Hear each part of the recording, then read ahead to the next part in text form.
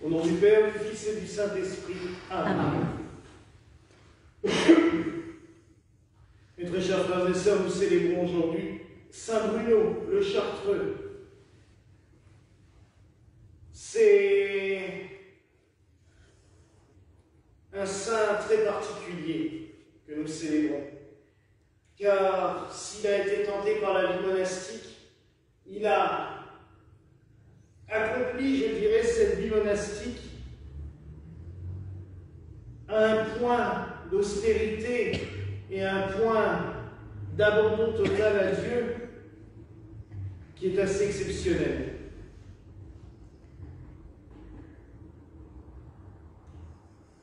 Saint Bruno est né à cette période de l'Église et du monde où l'on pensait que tout était terminé, tout était fini, puisqu'il est né en 1003, c'est-à-dire quelques années après l'an 1000, là où on nous avait annoncé, en 1030, là où on nous avait annoncé la fin du monde, comme nous y avons eu droit en l'an 2000, en l'an 1000, ils avaient aussi leurs prophètes de mauvais augure. Mais je dirais que Saint Bruno a permis le changement d'un monde. Et il est resté célèbre alors même que les communautés qui en sont issues sont très discrètes, sans doute les plus discrètes, les plus fermées, les plus anonymes de l'Église. Et les moins nombreuses, car il faut bien reconnaître que l'ordre des Chartreux est un ordre très réduit, de par la dureté de cette vie. Il est né à Cologne, chanoine de la cathédrale de Cologne, professeur de théologie, tout le prédestiné à devenir un des hauts dirigeants de l'Église. Il fut prof de théologie à Reims, à une époque où Reims a malheureusement eu un archevêque qui était une catastrophe, si on peut dire cela, car cet archevêque n'ordonnait des prêtres ou d'autres évêques qu'à condition qu'on le paye une très grosse somme, donc la simonie, sans compter les indulgences qu'il distribuait à ceux qui payaient le plus et d'autres choses du même acabit. Bruno s'est élevé contre lui avec d'autres.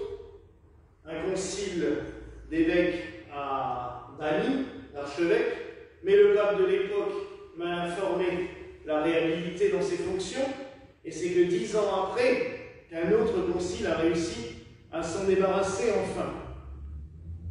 L'Église de Reims cherche un archevêque pour, le remplacer. Ils choisissent Bruno.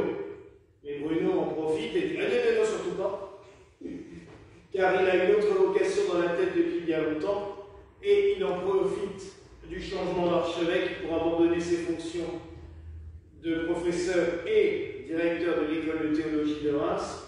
Il vend tous ses biens et il s'en va à Molène. C'est à cette époque que Saint Robert vient de créer à Molène une abbaye qui deviendra plus tard l'ordre des Cisterciens, et il s'adjoint à lui, pensant que la vie cistercienne serait sans doute ce dont il a besoin. Mais très vite, avec quelques frères, ils vont installer un prieuré un peu plus loin,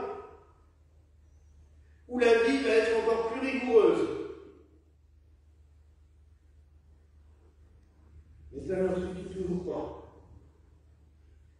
Ils rencontrent Hugues, évêque de Grenoble, qui leur conseille et qui leur donne une terre dans les montagnes, bien plus haut, dans la vallée de la Chartreuse. Et c'est là qu'ils vont s'installer et démarrer une vie qui va mêler la vie d'ermite et la vie de moine. On dirait, les moines vivent déjà enfermés, à plusieurs, mais c'est déjà strict. Maintenant, ils sont ermites en plus. Bruno va rester là pendant quelques temps, puis il va être appelé à fonder d'autres monastères, et notamment en Calabre, et c'est là qu'il va mourir quelques années plus tard. Alors Bruno, avant que je rentre un peu plus dans la vie spirituelle, parce que c'est quand même très intéressant d'étudier la vie des Chartreux, Saint Bruno est un cas particulier aussi, non seulement dans sa vie monastique, mais aussi dans sa vie de saint. Car en fait, il est mort en 1101 et il a été vénéré comme un saint par les Chartreux, sans que personne ne s'inquiète de quoi que ce soit. Et en 1564, le pape de l'époque rencontre un des responsables des Chartreux qui est sorti de son monastère parce qu'ils veulent recréer un monastère là où Bruno est mort. Et le Chartreux parle de Saint Bruno. Et le pape lui dit, mais il a été canonisé? Ah non. Et le pape dit, oh, puisque vous le vénérez déjà, continuez comme ça. Mais il n'a signé aucun décret non plus attestant de cette canonisation. C'est une canonisation équivalente, comme on dit dans le terme romain, c'est-à-dire on atteste que c'est fait depuis longtemps et que le pape signe un papier pour dire que c'est bon. C'est ce que Benoît XVI a fait avec Saint-Hildegarde de Bingen, qui était appelée sainte depuis environ 500 ans. Et il y a quelques années, il a signé un décret en disant que de toute façon elle est sainte et point barre, mais on ne fait pas de procès de canonisation, c'est bon. Mais là, il n'a rien signé, il a juste dit on va continuer comme ça. Et 2-3 ans après, on a vu apparaître sur le calendrier liturgique Saint Bruno des Chartreux. Voilà. Mais il n'a aucune canonisation par personne, ni par un évêque, ni par le pape, ni rien. Mais rentrons dans cette originalité de vie, parce que c'est quand même extrêmement particulier. Alors je dirais que nous, en Alsace, on a la chance de pouvoir découvrir la vie des moines chartreux. Il suffit de faire 15 km, d'autres moins quand ils sortent du lycée, puisqu'à Molsheim, il y a une chartreuse, qui est abandonnée forcément depuis la Révolution française, mais qui a été admirablement restaurée, et de faire la visite de ce musée est quelque chose de passionnant parce qu'on découvre vraiment toute la vie. Les bénévoles ont restauré des cellules et tout ça, ils ont vraiment fait un boulot de dingue, non seulement pour réhabiliter les lieux, mais aussi de pédagogie, ce qui permet de connaître exactement la vie des Chartreux. Donc c'est des moines, mais des ermites. Comment c'est faisable? Tout simplement, c'est qu'autour du cloître, au lieu de mettre des chambres ou des dortoirs, on a construit des maisons. Chaque moine vit dans une maison individuelle, avec son jardin privé, et il n'en sort pas, sauf 2 fois dans la journée, à minuit, pour l'office de nuit, car la journée du moine chartreux commence à minuit. Ils vont chanter l'office pendant 3 heures tous ensemble à l'église. Ça vous rappellera l'évangile du jour qui nous parle bien du veilleur qui veille à la première, la deuxième et la troisième veille de la nuit. Ils font donc les 3 offices de suite. En rentrant dans leur cellule à 3 heures, ils vont réciter l'office des lectures, ou ce qu'on appelait les matines de la Vierge Marie. C'est un office très court, l'office de la Vierge Marie est un office très court, mais les Chartreux, en plus de leur office traditionnel, récitent l'office de la Vierge Marie tous les jours. Donc ils font cela et ils vont se coucher, 3h30. Et à 5h30, on vient les réveiller, de nouveau, pour les laudes qu'ils font en privé. Et en fait, pour les réveiller, il y a une clochette dans chaque maisonnette et il y a un frère convert qui n'est pas assujetti à cette règle-là, qui passe dans le cloître et qui tire les clochettes de chacun pour les réveiller. Donc ils récitent les laudes dans leur chambre, dans leur petite maisonnette, parce qu'il y a l'atelier, il y a leur petite pièce de lit et leur oratoire. Ils récitent les laudes, ils commencent un temps d'oraison, de travail, puis ils vont à l'église de nouveau pour la messe. Comme les Chartreux ont gardé l'ancienne coutume de l'Église, ils ne concélèbrent pas la messe, c'est-à-dire que chacun va célébrer sa messe à son autel particulier, dans l'Église, ou dans des chapelles latérales. Il n'y a que le dimanche où on célèbre tous ensemble. Ils retournent, et ils ne ressortent plus de leur cellule jusqu'à minuit le soir. Et là, ils vont travailler, ils vont manger. Un frère va leur apporter le repas, mais il ne discute pas avec personne, puisqu'il y a un placard où on pose le repas, on sonne la cloche et du coup ils ouvrent de l'autre côté pour sortir leur repas. Il n'y a aucun échange de paroles de la journée. Et cela toute la semaine, sauf le dimanche où ils mangent tous ensemble, mais en silence. Et c'est le lundi où il y a ce qu'on appelle le spaziamento, c'est la promenade, où pendant 2 heures ils vont se balader tous ensemble, et là ils ont le droit de communiquer l'un avec l'autre. Vous voyez, c'est une vie d'une rudesse extrême. Mais ils sont restés tellement fidèles à leur vie que lors du concile, dans les 3/4 des communautés monastiques ont abandonné joyeusement, voire même envoyé valser les plus belles règles monastiques qui existaient, les chartreux ont dit nous, on reste à ce qu'on fait et on ne touche à rien. Parce que c'est cette spiritualité, c'est un abandon total. On pourrait se dire c'est complètement fou. Et j'avoue que c'est une vie que moi, personnellement, je ne pourrais pas vivre. Le silence, moi. Mais je dirais d'un autre côté qu'ils ne sont pas seuls. Et c'est peut-être pour cela que Saint Bruno a voulu, dès la fondation, agendre l'office de la Vierge Marie. Ils ne sont pas seuls. Elle est en permanence présente avec eux. La pièce d'entrée des cellules des Chartreuses s'appelle l'Ave Maria. Parce que tout simplement, dès qu'ils ouvrent la porte de leur chapelle, oui, c'est une maison-chapelle, de leur petite maison, leur petite cellule, ils rentrent et ils se mettent à genoux devant une statue de la Vierge pour y réciter l'Ave Maria.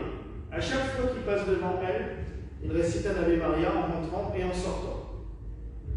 Il y a l'office de la Vierge Marie qu'ils récitent en plus de tous leurs offices qu'ils font en privé. Elle est en permanence avec eux.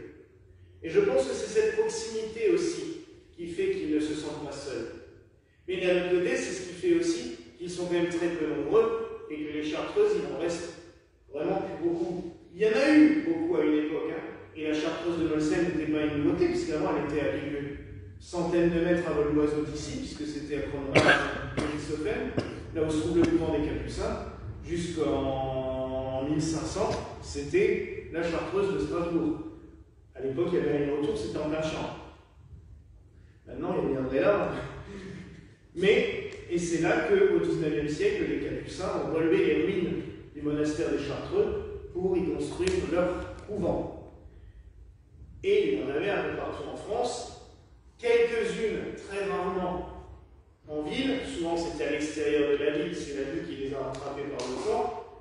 Le plus souvent, c'était très isolé, en montagne, comme la Grande Chartreuse, qui est vraiment très très isolée, ou au-dessus de Saint-Tropez, vous avez la Chartreuse de la Verne, ou même encore maintenant, en voiture, il faut plus d'1h30 pour faire 15 km. Vous voyez l'état de la route.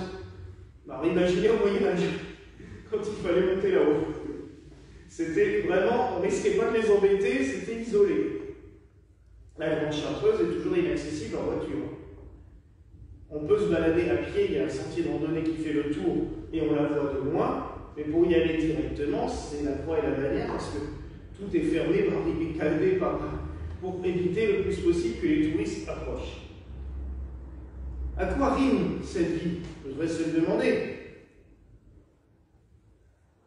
Un abandon total. C'est-à-dire d'être en permanence en communion avec Dieu. Ce qui n'empêche pas les Chartreux de savoir ce qui se passe. Ils s'instruisent. Quand ils se voient une fois par semaine, il y a la lecture du journal, des informations principales. Mais ils n'ont même pas besoin de ça. Ils prient pour le monde. C'est ce qu'ils disent. Nous, on est avec le monde, on prie pour le monde. On travaille aussi pour le monde. La production la plus commune des Chartreuses, c'est la Chartreuse, la liqueur.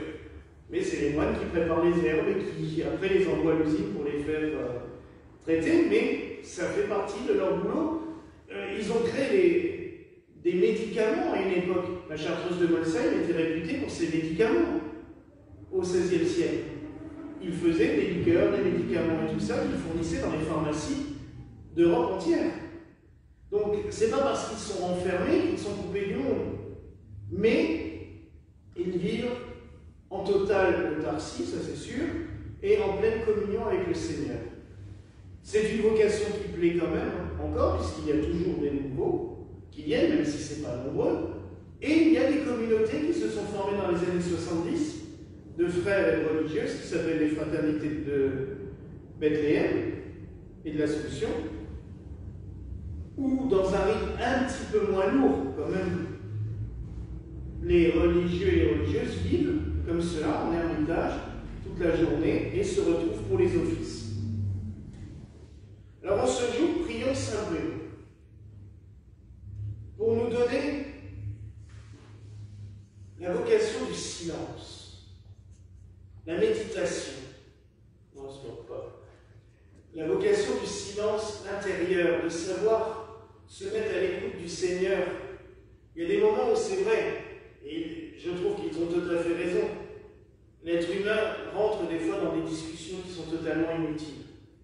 On blablate sur des choses, on se raconte des choses qui n'ont pas d'utilité. De savoir des fois pouvoir répondre aux gens par le silence, de se dire à quoi ça sert. Mais le silence en parole, mais des fois ça va aussi sur les réseaux sociaux par exemple. Voir des choses qui nous énervent, se dire ah je vais répondre, et puis en fin de compte se dire bah non, à quoi ça sert. Vaut mieux garder le silence. Et on rejoint une autre vocation d'un silencieux que j'aime beaucoup, et vous savez, Saint-Joseph, le silencieux, parce que lui c'est tout le temps, le silence. Face à tous les événements du monde, ils ont vécu, lui il a vécu toutes les épreuves possibles et inimaginables. Et pourtant, l'Évangile ne nous rapporte pas des engueulades, des cris, des hurlements ou des colères, non. L'Évangile nous rapporte des faits, des actions. À un moment donné, il faut des fois savoir arrêter de rentrer dans des discussions innommables et tout simplement savoir se mettre à l'écoute de Dieu, d'écouter ce qu'il nous dit et de faire ce qu'il nous dit, sans aller plus loin, sans se casser la tête, je dirais. Alors oui, mes frères et sœurs, demandons à Saint Bruno ce soir de nous inspirer une vie de méditation et de prière, une vie de travail, car, mine de rien, les Chartreux travaillent 8 heures par jour, même s'ils sont dans leur cellule. Toutes sortes de travaux. Maintenant, ils font de l'informatique aussi, parce qu'ils publient des livres et tout. Ils sont au bout du jour. Mais demandons au Seigneur et à Saint Bruno de nous éclairer sur ce chemin du travail, du silence, de la méditation et de la prière. Voilà la grâce que je nous souhaite au nom du Père, du Fils et du Saint-Esprit.